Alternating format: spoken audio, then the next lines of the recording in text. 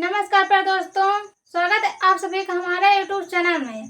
तो दोस्तों, आज हम फिर लेकर आ गए हैं एक जबरदस्त क्वेश्चन जिसमें से आपका 4 नंबर पक्का हो जाएगा। तो साथियों, आज के इस वीडियो में हम पढ़ने वाले हैं अर्हेनियन समीकरण, जो कि एक बहुत महत्वपूर्ण क्वेश्चन है और इसलिए आप लोग वीडियो को ध्यान से देखें, अंत तक देखें। वीडियो कैसी लगी कमेंट बॉक्स में जरूर बताएं। और यदि हमारी वीडियो हेल्पफुल लगे तो जो भी साथी हमारे चैनल में नए हो, चैनल को जरूर सब्सक्राइब करें। तो अब अपना सेशन शुरू करते हैं। हमारी हेडिंग पड़ी हुई है अर्हेनियन समीकरण। तो अर्हेनियन समीकरण पहले जानेंगे। तो ये अर्हेनियन समीकरण क्या होता है? समांगी गैसीय अभिक्रिया में ताप परिवर्तन के कारण वेग स्थिरांक में होने वाले परिवर्तन को समीकरण द्वारा दर्शाया जाता है, उसे ही हम कहते हैं अर्हेनियन समीकरण। तो आइए यहाँ पे देखिए, पहले लिखेंगे हम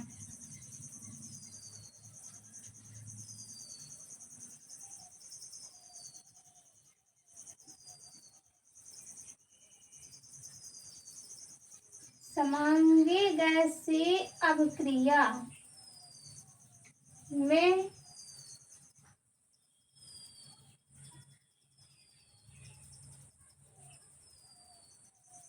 ताप परिवर्तन के कारण वेग स्थिरांक में होने वाले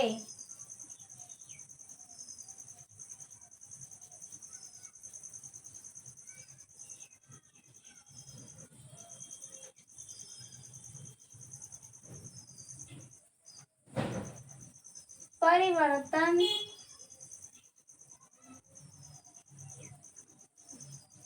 को निम्नलिखित समीकरण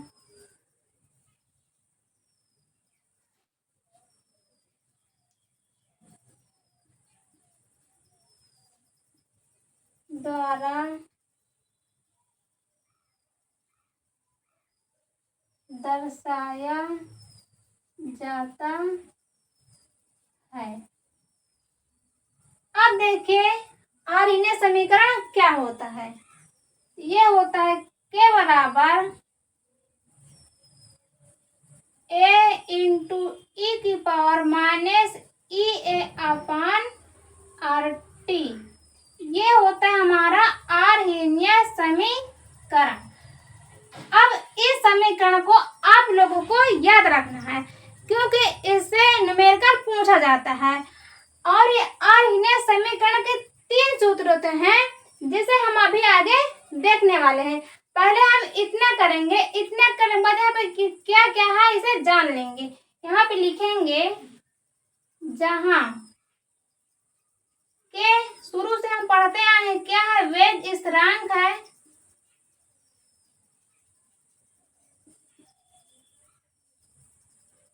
अब ए क्या है?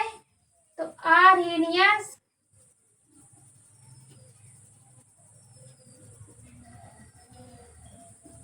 गुणांक, यह बोले गुणक, और इसे एक नाम से और जानते हैं, आवृत्ति गुणक के नाम से। तो ये चीज आप लोगों को याद रखना है। कहीं अगर अर्हेनियन गुणक ना दिया हो, आवृत्ति गुणक दिया हो, तो आप लोगों को घबराने की जरूरत नहीं है। अब इसके रखेंगे ई क्या है? ई एक चरघातांक है। और ई ए हमारा क्या है? संक्रियण ऊर्जा। संक्रियण ऊर्जा। और इसके आगे क्या बचा हमारा? टी। टी क्या है? ताप है। और आर हमारा है आदर्श गैस नियतांक।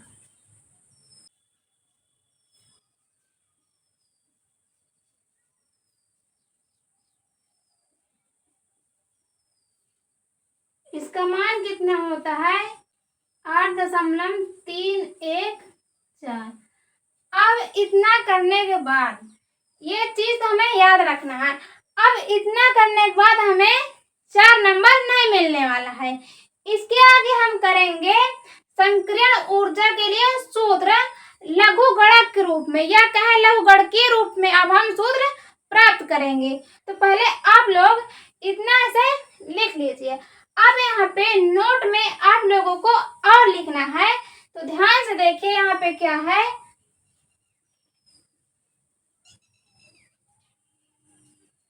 जब हम ताप को 10 डिग्री सेल्सियस बढ़ाते हैं तो वेग स्थिरांक हमारा 2 गुना हो जाता है। ये बात आप लोगों को याद रखना है।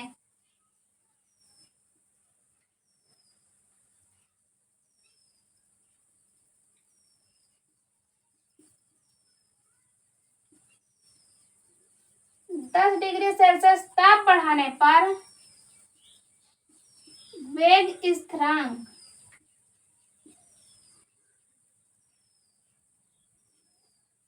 2 गुना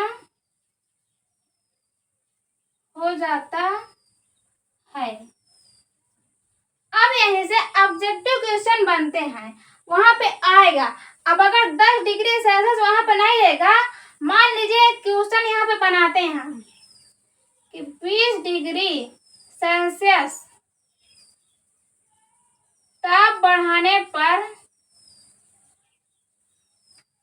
वेग स्थिरांक कितना होगा।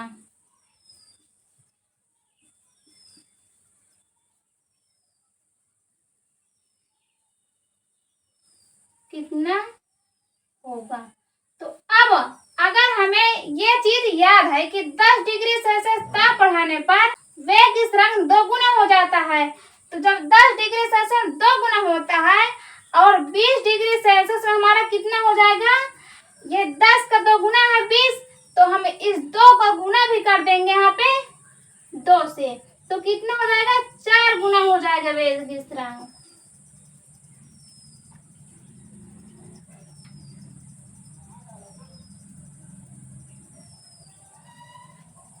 तो प्यारे दोस्तों, उम्मीद है कि इतनी बात आपको समझ में आ गई होगी।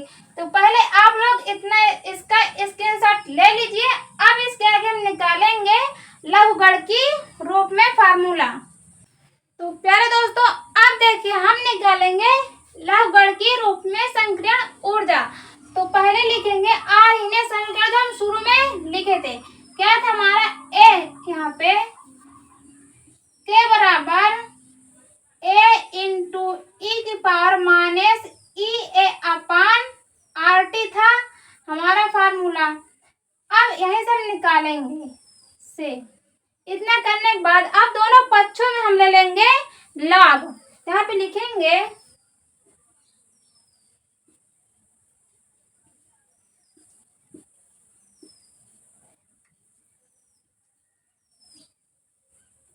लॉग लेने पर, तो जब लॉग लेंगे तो ये हमारा हो जाएगा लॉग के equal to log A E minus E A upon R T. ये इतना हो गया। अब इसके आगे हम सॉल्व करेंगे। तो यहाँ पे देखिए ध्यान से, चूंकि लॉग m इंटू n बराबर होता है log m plus log n, ये हमारा होता है सूत्र।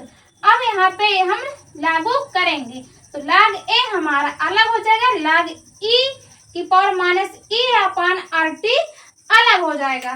तो ध्यान से देखें, log k इक्वल टू यहाँ पे हो जाएगा log a प्लस हो जाएगा log e की पावर माइनस ए अपान आर टी। ये इतना हो गया। अब इसके आगे फिर यहाँ पे log प्रॉपर्टी लगेगी। यहाँ पे क्या लगेगा कि log m की पावर n इक्वल टू होता है n log m।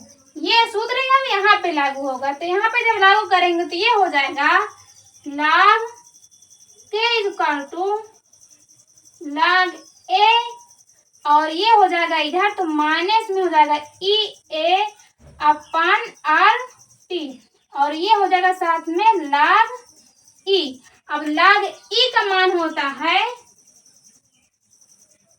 1, तो यहाँ पे रख देंगे 1, तो log k equal to log a minus E A upon R T. अब इसका मान 1 रख देंगे तो ये इतना आ जाएगा। इतना करने के बाद हम ये जो log ई है इसे बदलेंगे log 10 में। तो जब log 10 में बदलेंगे तो यहाँ हम लिख दे रहे हैं log ई बराबर होता है 2.303 log 10। इस रूप में से लिखेंगे तो ये हमारा बनेगा 2.303 log 10 के इक्वल टू, इसको इधर ले आएंगे तो ये हो जाएगा माइनस ई अपान आर टी, और ये प्लस में हो जाएगा 2.303 log, ये अब आ जाएगा बेस में 10। इतना हो गया। अब 2.303 को हमें इधर भेज देंगे तो जाएगा भाग में।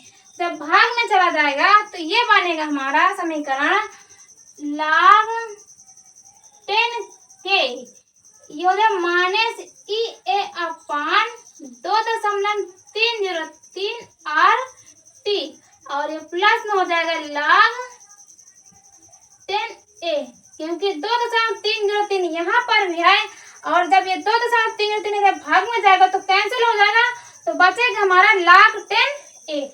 तो ये हमारा हो गया दूसरा सूत्र,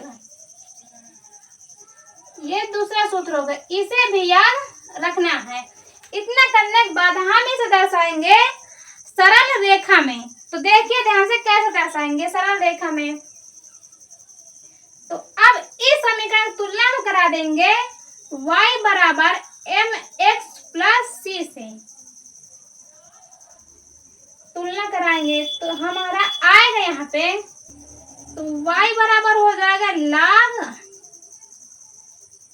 के, और m बराबर हो जाएगा माइनस का ई ए अपान 2.303 आर, और ये जो c का मान हो जाएगा हमारा log 10 ए। ये अब हम इसे दर्शाएंगे रेखा में, सरल रेखा में, तो इस तरह से हम इसे दर्शाएंगे। अब इतना करने के बाद ये हमारा हो जाएगा माइनस का ई ए अपान 2.303 आर, और वहां पे समय हो जाएगा 1/t, और हो जाएगा log 10 के। ये हम इस तरह से दर्शाएंगे सरल रेखा में। अब ये जो हमारा होता है ये हो जाता है ढाल, जिसे कहते हैं स्लोप या बोले प्रवणता। इतना हो गया। तो अब प्यारे दोस्तों उम्मीद है कि इतना समझ में आ गया होगा, तो आप लोग इसका भी स्क्रीनशॉट ले लीजिए। अब इसके आगे भी और देखेंगे हम, जब तापमान T1 और तापमान T2 रहे तब उसका सूत्र कैसे बनेगा। अब देखिए यहाँ पे दोस्तों, जब ताप T1 व T2 हो तब, अब इस सूत्र से हम निकालेंगे तो यहाँ पे हो जाएगा log T1 के लिए हमारा मान होगा K1 equal to 2 minus E A upon 2.303 R T1 plus में हो जाएगा log ए। ये हो जाएगा समीकरण 1। अब T2 के लिए मान हमारा क्या होगा log 10 K2 equal to minus E A upon 2.303 R T2 plus में हो जाएगा log 10 ए। ये हो जाएगा समीकरण 2। अब समीकरण 2 से समीकरण 1 को माइनस कर देंगे, तो यहाँ पे लिखेंगे समीकरण 2 से समीकरण 1 को घटाने पर।